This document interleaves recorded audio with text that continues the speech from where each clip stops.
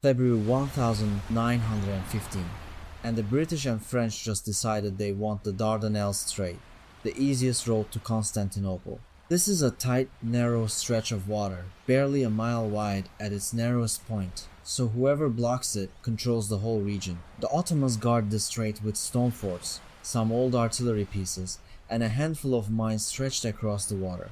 The Allies are sending one of the biggest fleets of the entire war into these narrow waters. 18 battleships, dozens of destroyers, minesweepers, and support ships, all packed into a channel barely a mile across in some spots. By the numbers, this looks like it's already over before it starts. Just old forts against a wall of modern steel. But this time, something is sitting at the bottom of the strait that nobody on either side is expecting. A single modern attack submarine, quietly placed there ahead of time, changes what old defenses actually means here. Let's be real about what the Ottomans actually had back then, because it wasn't much. A few aging cruisers, left over from decades earlier, plus shore guns that needed minutes to reload between shots. Their best trick in real history was laying mines at night, using a small mine layer, and hoping the current did the rest. Each single Allied battleship carries more firepower than the entire Ottoman fleet combined. So, just looking at ships and guns, the gap here is one old fleet against 18 modern giants. That's the real imbalance going into this whole campaign, before we even touch the what if. Now picture sliding one modern submarine into that same narrow strait a few weeks before the fighting starts. This thing is roughly 200 feet long, built to run almost silent, shaped to slip past sonar without much of a signature. Inside, it's carrying around 14 torpedoes, enough for 14 separate kills if every shot lands clean. It runs on a system that lets it stay underwater for days at a time without ever needing to surface for air. No smoke, no funnel, no deck guns sticking up, just a quiet shape resting on the seabed, waiting. Every other ship in this story can be seen and shot at. This one can't. And that's the whole point. The campaign kicks off on February 19th, Allied battleships lining up to pound the outer forts at the mouth of the strait. Shells land on stone walls, built decades earlier, and within hours, some of those forts are basically rubble. Down below, the submarine doesn't fire a single shot yet. It just sits there, watching, letting the forts take the punishment. Every torpedo on board is worth saving for a bigger target than a stone wall that's already losing anyway. For the next few weeks, the pattern repeats. Forts get hit, mines get laid at night, and the submarine stays silent. The Allies have no clue there's anything down there at all. They're only worried about mines and old guns. Then comes March 18th, the day the Allies plan to push their whole fleet through the strait in one go. 16 battleships line up and sail into the narrowest section, the same spot where the mines are waiting. In real history, mines alone sank and crippled a few ships, and that was enough to scare the fleet back. This time, the submarine has been tracking the lead ships for over an hour, lining up its first shot. Torpedo 1 fires straight into the side of the lead battleship, and it starts taking on water almost immediately. With 13 torpedoes left, the crew picks the next biggest ship in the line and fires again. Now there's smoke, confusion, ships trying to turn around in a channel barely wide enough for two of them side by side. Torpedo 3 and 4 go out in the chaos, and 2 more battleships are now dead in the water or sinking. Down to 10 torpedoes, and the submarine slides along the seabed to a new spot before anyone can guess where the hits came from. The mines are still doing their part too, so officers on the surface blame everything on mines they can't fully map. By the time the fleet limps back out of the strait, it's lost more ships in one day than the entire real campaign. Down to 8 torpedoes remaining, and the submarine hasn't taken a single hit back, because nobody even knows it's there. Back in London and Paris, commanders stare at reports that just don't add up with the mines they know about. Too many ships went down too fast, in spots where there shouldn't have been mines at all. Someone floats the idea of a hidden submarine, but nobody can prove it, and nobody wants to believe it yet. The official story stays mines, because admitting one hidden vessel did this much damage is hard to swallow. Either way, the naval push through the strait is done for, at least for a long while. Politically, calling off the whole campaign isn't an option. Too much has already been promised back home. So the plan shifts to landing troops directly on the beaches, the same move from real history, just earlier and shakier. On April 25th, troop transports start loading soldiers for landings near the coves along the coastline. Down to 8 torpedoes, the crew decides to save every one for transport ships instead of escort vessels. A transport pack with hundreds of soldiers makes a much bigger target than any destroyer running circles hunting for a threat. As the convoy approaches the coast before dawn, the submarine lines up on the slowest, heaviest ship in the group.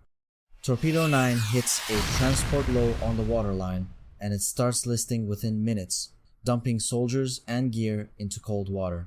Down to 7 torpedoes, the crew picks a second transport further back in the line and fires again. 2 ships down before a single soldier even reaches the sand, and the rest of the convoy scatters. With 5 torpedoes left, the sub goes quiet again, letting destroyers chase shadows on the surface while it rests on the seabed. On the beaches, what actually lands is a fraction of the force that was supposed to show up that morning. Ottoman soldiers in the trenches above the coves look down at a landing that's way smaller and more disorganized than expected. Instead of fighting wave after wave for months, the defenders hold against a force already thinned out before it even started climbing the hills. Machine guns and rifle fire from the high ground finish what the submarine started out at sea.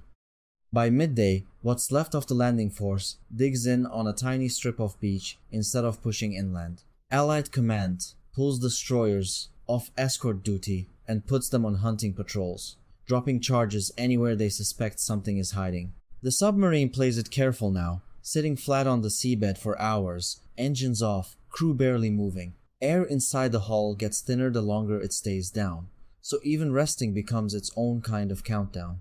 At night, it risks coming up just enough to recharge its batteries, a few exposed minutes that could end the whole mission if spotted. One close call comes when a destroyer passes almost directly overhead. Explosions close enough to shake the whole hull. No hit lands, but the crew knows next time the timing might not be on their side. With 5 torpedoes left, the sub shifts to picking off supply ships, the boats bringing food, ammo, and fresh troops. A slow cargo ship loaded with crates becomes torpedo number 10, sinking with most of its supplies still locked in the hold. Down to 4 torpedoes, every shot from here on has to count for something bigger than just one ship. Word spreads among Allied sailors that something invisible is picking off ships one at a time, and morale on the water drops fast. Nobody wants escort duty near the strait anymore, and convoys start bunching up tighter, which only makes them easier targets. Then comes the moment the submarine has been saving torpedoes for a convoy bringing in a ship loaded almost entirely with ammunition. It's slower than the rest, riding lower in the water, surrounded by smaller escort boats trying to keep pace. The crew lines up carefully, because hitting a ship like that wrong wastes a torpedo. Hitting it right changes everything around it. Torpedo 11 slams into the hull right below the waterline, and for a few seconds nothing happens. Then the ammunition inside goes off all at once, tearing the ship apart from the inside and sending debris and fire across the water. The blast is big enough to damage 2 nearby escort ships from the shockwave alone without using a single extra torpedo. Down to 3 torpedoes, but that one hit alone does more damage to morale than the rest of the campaign combined.